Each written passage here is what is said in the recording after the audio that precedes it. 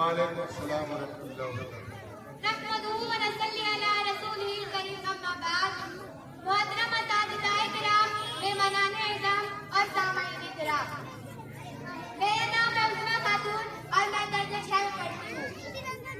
छा गई है हर तरफ फिर आज खुशियों की बहार, छा गई है हर तरफ फिर आज खुशियों की बहार, गुल बता माँ को वैसे रखे कसम लालकार।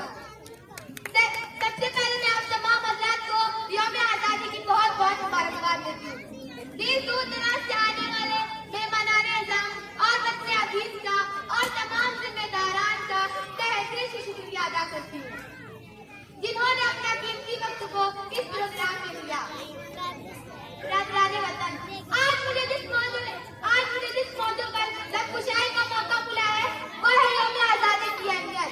आज हम सब यहाँ सिवा यौम आज़ादी मनाने के लिए जमा हुए हैं। आज 15 अगस्त का दिन है और ये दिन हमारे मुल्क का कौमी त्योहार है और ये दिन इंतहाई अहमियत के हामिल है।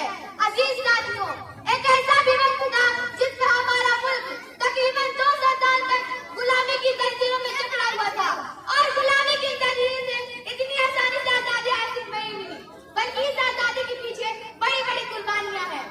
मुजाहिदीन जैसे शेर महसूद टीपू सुल्तान, शेर बंगाल नवाब सिराजुद्दौला, शाह इस्माइल शहीद रहमतुल्लाह अलैह, शहीद अहमद शहीद रहमतुल्लाह अलैह, फजले हक खैरा गाजी, अशफाकुल्लाह खान, शेखुल हिंद रहमतुल्लाह अलैह, हुसैन अहमद मदनी रहमतुल्लाह अलैह, मौलाना अबुल कलाम आजाद, महात्मा गांधी, जवाहरलाल नेहरू, सुभाष चंद्र बोस, भगत सिंह, सरदार वल्लभ भाई पटेल, बेगम हजरत महल और बहुत से बुजुर्गों और वीरों ने इस आजादी के पीछे बड़ी बड़ी कुर्बानियां दी है।